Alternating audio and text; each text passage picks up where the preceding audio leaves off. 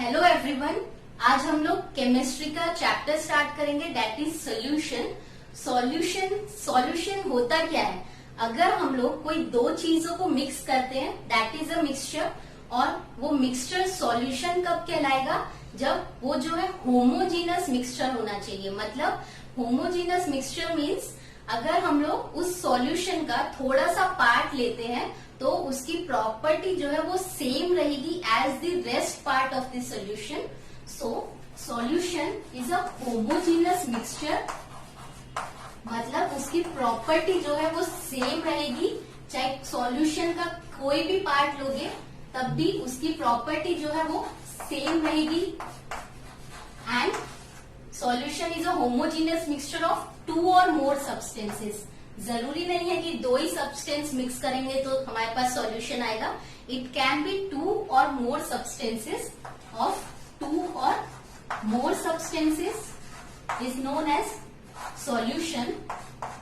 And most important thing, जो हम दो सब्सटेंस डाल रहे हैं वो केमिकली नॉन रिएक्टिंग होने चाहिए। मतलब वो दोनों जो सब्सटेंस डालेंगे हम सॉल्यूशन बनाने के लिए, वो एक दूसरे से रिएक्ट नहीं करना चाहिए। That should be chemically non reactive.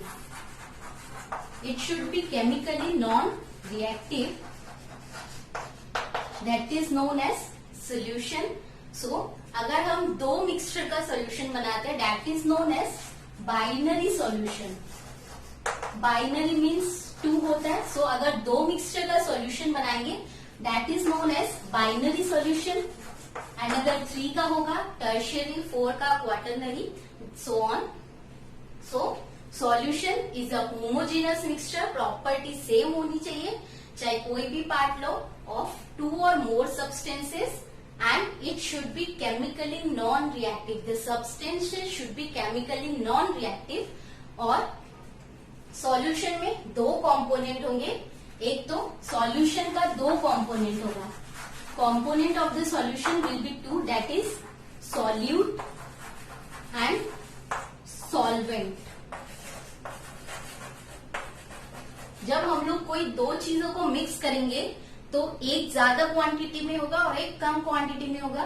तो जो ज्यादा क्वांटिटी में होगा that is known as solvent. Solvent is in more quantity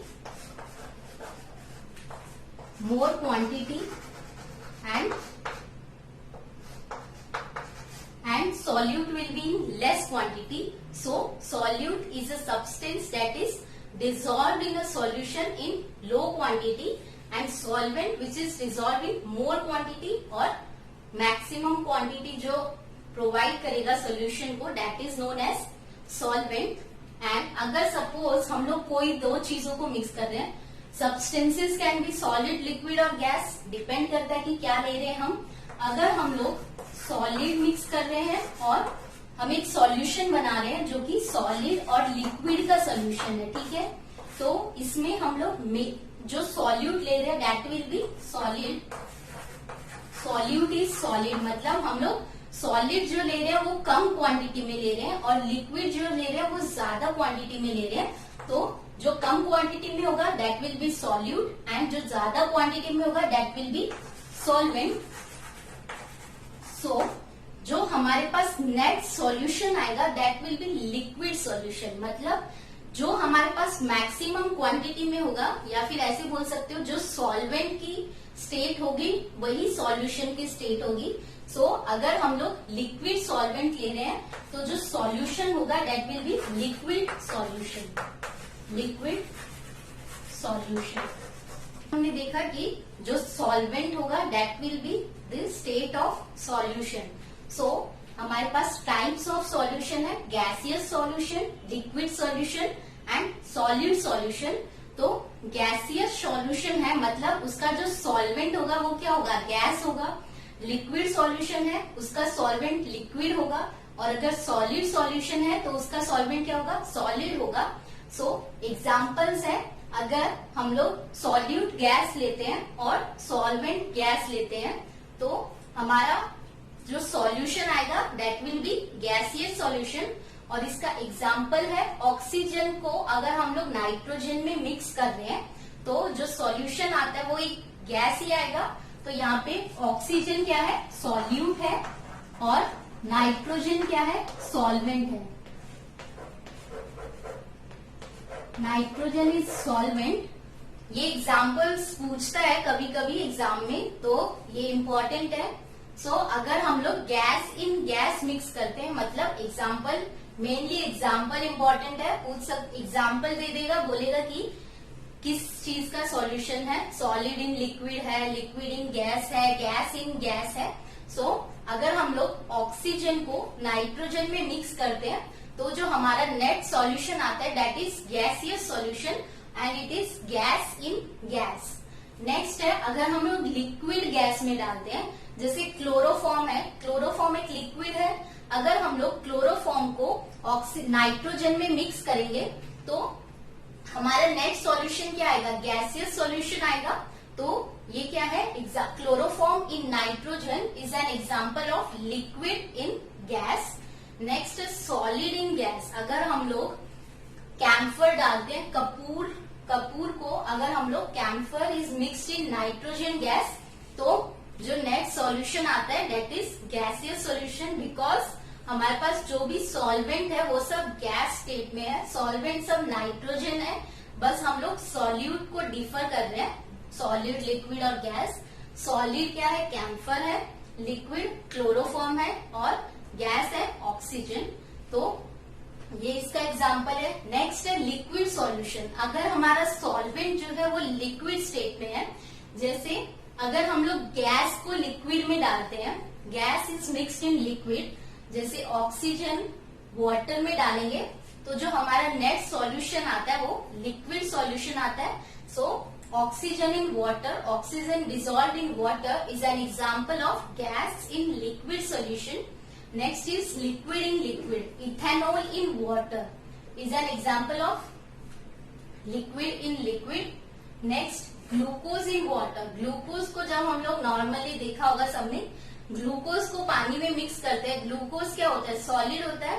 glucose को अगर हम लोग पानी में मिक्स करते हैं तो हमारे पास एक होमोजीनस सब्सटेंस होता है that is known as liquid solution. So glucose dissolve in water is an example of solid in liquid.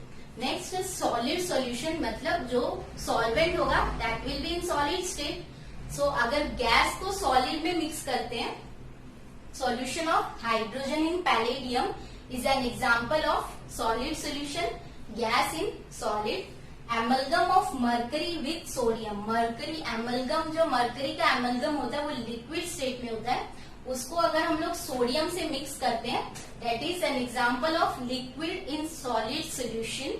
Next copper को अगर गोल्ड से मिक्स करते हैं is an example of solid इन। हम लोगों ने अभी क्या देखा था कि जो नेट आना चाहिए वो क्या होना चाहिए, होमोजीनस सब्सटेंस होना चाहिए। बट अगर हम लोग सॉलिड को गैस में मिक्स करेंगे, सॉलिड को अगर गैस में डालेंगे तो हमारे पास होमोजीनस सब्सटेंस आएगा नहीं, एंड अगर लिक्विड को गैस में डालेंगे तो भी हमारे पास होमोजीनस सब्सटेंस नहीं आएगा। तो दीज टू जो है कांट बी सॉल्यूशन, बिकॉज जो हमारे पास नेट रिजल्ट आएगा that will be not homogeneous. So ये दोनों जो है होमोजीनस नहीं होंगे, इसलिए ये दोनों सॉल्यूशन नहीं कहलाएंगे। Solid in gas and liquid in gas, only gas in gas solution होगा। अगर वो मिक्स हो जाता है तो वो सॉल्यूशन होगा, अगर मिक्स नहीं होगा then it will be not solution. Next है कुछ कंसंट्रेशन टर्म्स है, जैसे मास परसेंटेज।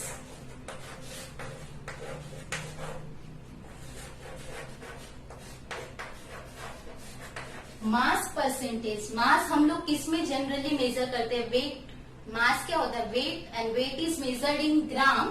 तो मास परसेंटेज को हम लोग जनरली वेट बाय वेट में मेजर करते हैं, and it is mass fraction. सबसे पहले कैलकुलेट करते हैं mass fraction. Mass fraction is weight of solute divided by weight of solution, W dash, or you can say weight of solute divided by weight of solution will be weight of solute plus weight of solvent.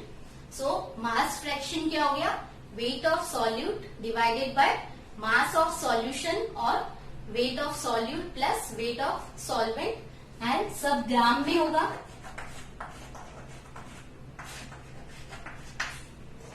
तो अगर हम लोग इसका mass percentage calculate करते हैं तो percentage के लिए क्या करेंगे, मास परसेंटेज, तो उसके लिए इसको 100 से मल्टीप्लाई करेंगे तो W divided by mass of solute plus mass of solvent into 100, ये क्या होगा, मास परसेंटेज. नेक्स्ट है volume percentage. Volume percentage, volume percentage हम लोग वॉल्यूम ml में मेजर करते हैं. तो वॉल्यूम परसेंटेज के केस में जो सॉल्यूट और सॉल्वेंट होगा वो दोनों वॉल्यूम स्टेट में होगा. मास परसेंटेज के केस में सॉल्यूट और सॉल्वेंट दोनों वेट में होता है, मतलब सॉलिड स्टेट में होगा. एंड वॉल्यूम, अगर वॉल्यूम बाय वॉल्यूम होगा तो मतलब सॉल्यूट और सॉल्वेंट दोनों वॉल्यूम स्टेट में होगा, मतलब लिक्विड स्टेट में होगा. इस स्टेट में होगा कि उस स्टेट में हम लोग उसका वॉल्यूम मेजर करेंगे. So volume percentage directly calculate करते हैं. Volume percentage is volume of solute, volume of solute divided by volume of solution, and volume of solution is volume of solute plus volume of solvent and multiply by 100, that is volume by volume or volume percentage. Next है mass by volume percentage. Mass by volume percentage.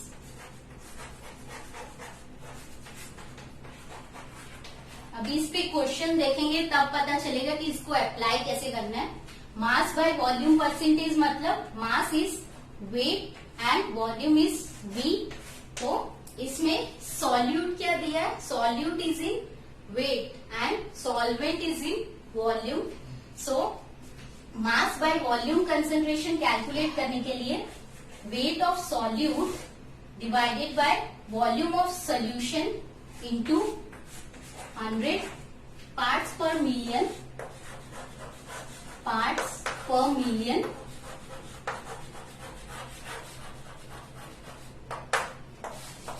PTM बोलते हैं short form में. अगर कोई solute जो है वो बहुत कम क्वांटिटी में, बहुत ही कम कि हम लोग नॉर्मली उसको मेजर नहीं कर पाते हैं, तो उसको हम लोग पार्ट्स पर मिलियन में मेजर करते हैं. सो पार्ट्स पर million is number of parts of that component which is to be measured. Number of parts of a component, parts of a component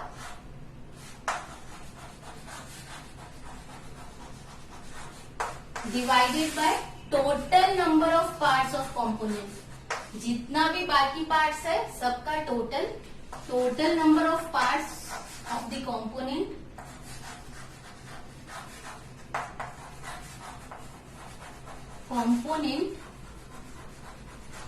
so parts पर मिलियन है तो मिलियन मल्टीप्लाई बाय 10 की power 6, that is parts पर million. Number of parts of a component divided by total number of parts of a component multiply by 10 की power 6. Next है mole fraction. ये सब formulas है. Mole fraction, सो mole fraction, suppose हमारे पास दो substance है A और B, तो इसमें हमें मोल फ्रैक्शन पता करना है A का.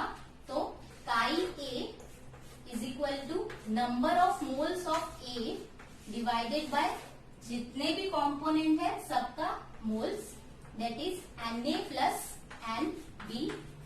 वैसे ही अगर B का मोल फ्रैक्शन कैलकुलेट करना है, chi B is equal to number of moles of B divided by total number of moles of all the component present.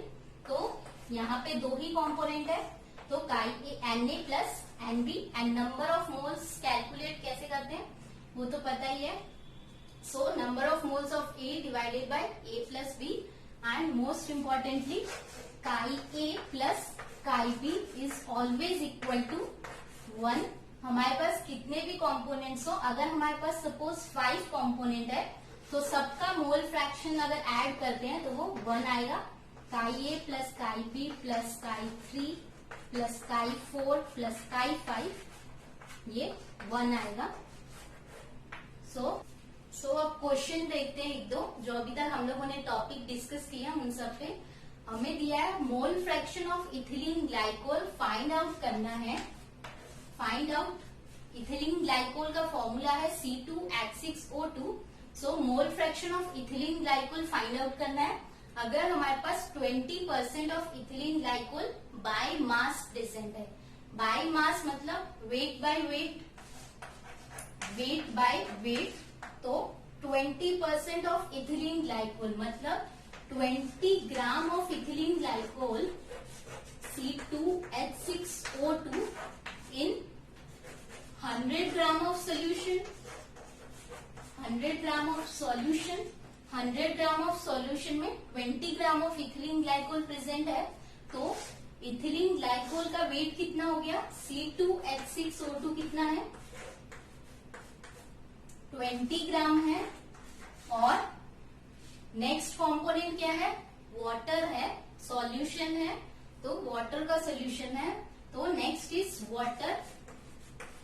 तो वाटर का मास कितना हो जाएगा? अगर टोटल सॉल्यूशन 100 ग्राम का है, वेट ऑफ सॉल्यूट 20 ग्राम है, तो wait of solvent will be 80 gram. And mole fraction find करना है. मोल फ्रैक्शन ऑफ, सपोज हम लोग यहाँ पे इथिलीन ग्लाइकोल को A बोल देते हैं तो, एंड वाटर को B बोल देते हैं. तो इथिलीन ग्लाइकोल का पता करना है. Mole fraction of A equals to number of moles of A by number of moles of ethylene glycol plus number of moles of water. So number of moles सबसे पहले पता करने के लिए, नंबर ऑफ मोल्स क्या होता है? Given weight by molecular weight. तो molecular weight of ethylene glycol कितना होगा? कार्बन का 12 into 2 plus hydrogen 1 into 6 plus oxygen 16 into 2 24 plus 6 plus 32 62 gram per 62 gram per mole. Next water है. वाटर का कितना होगा? 1 into 2 plus 16 that is 18 gram per mole. तो अब हम लोग इसमें वैल्यूज पुट करते हैं. Mole fraction of ethylene glycol is number of moles of ethylene glycol, that is weight कितना दिया है? 20 gram. And molecular weight of ethylene glycol 62 gram per mole, ये ग्राम में है, divided by total number of moles. तो 20 bye 62 plus 80 bye 18. इसको solve out करेंगे तो 20 बाय 62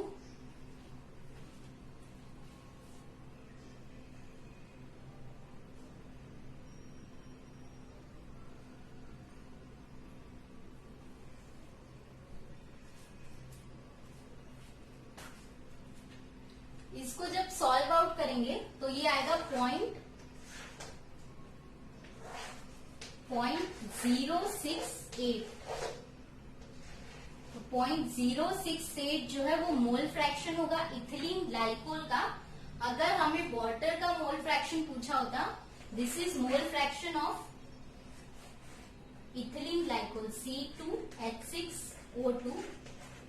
अगर वाटर का पूछा होता मोल फ्रैक्शन तो इसको अगर हम लोग ऐसे सॉल्व करना चाहें तो ऐसे भी कर सकते हैं डायरेक्टली. दो ही कंपोनेंट है, वाटर और इथिलीन ग्लाइकोल, तो 1 माइनस 0.068 कर देंगे तो भी हमारे पास वाटर का मोल फ्रैक्शन आ जाएगा. क्योंकि दोनों का मोल फ्रैक्शन ऐड करते हैं तो वो यूनिटी के इक्वल होता है। एंड मोल फ्रैक्शन की कोई यूनिट नहीं होगी, क्योंकि जो नंबर ऑफ मोल्स की यूनिट होगी divided by Na plus Nb same unit आएगा, कट आउट हो जाएगा। तो मोल fraction is unitless. And mole fraction calculate करने का तरीका ये है, सबसे पहले number of moles find out करो। नंबर ऑफ मोल्स क्या होगा, सबसे पहले क्वेश्चन में दिया क्या है वो समझो। तो 20% of ethylene glycol by mass, मतलब by mass means weight by weight, मतलब 20% of ethylene glycol means 20 gram of ethylene glycol in 100 gram of solution. तो इससे हम लोग वेट ऑफ वाटर पता कर लेंगे, फिर उसका number of moles find out करेंगे, मोल फ्रैक्शन फाइंड आउट करेंगे, और टोटल मोल्स कितना होता है 1 होता है, और mole fraction is a unitless quantity.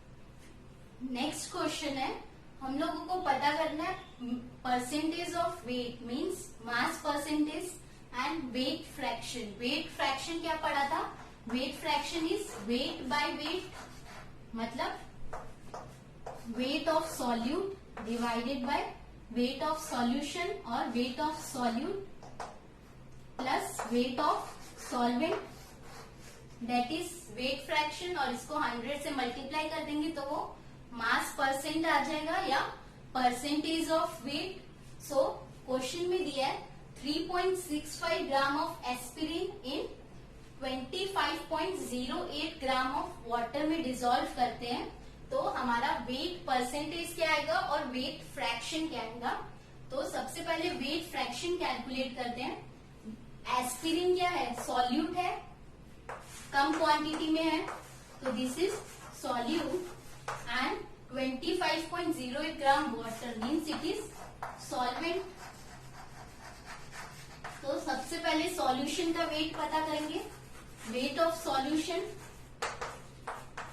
Wait of solution is solvent, solute plus solvent 25.08,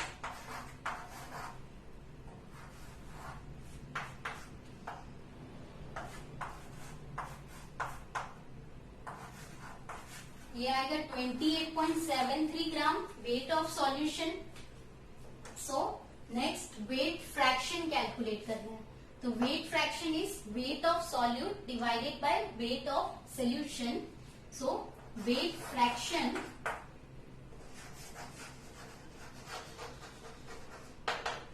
wait of solute कितना दिया है 3.65 gram divided by weight of solution कितना है 28.73 ग्राम। इसको जब सॉल्व आउट करेंगे तो it will come out to be 0.127। Next इसका वेट, ये वेट फ्रैक्शन आ गया, इसका परसेंटेज ऑफ वेट कैलकुलेट करना है। तो वेट परसेंटेज इज, इसको 100 से मल्टीप्लाई कर देंगे तो वो वेट परसेंटेज आ जाएगा। तो 12.7% इज दी वेट परसेंटेज, और मास परसेंटेज और परसेंटेज ऑफ वेट सब एक ही चीज है। तो ये था आज का हमारा क्लास। वीडियो अच्छा लगा हो तो लाइक करो, शेयर करो, सब्सक्राइब करो। Thank you.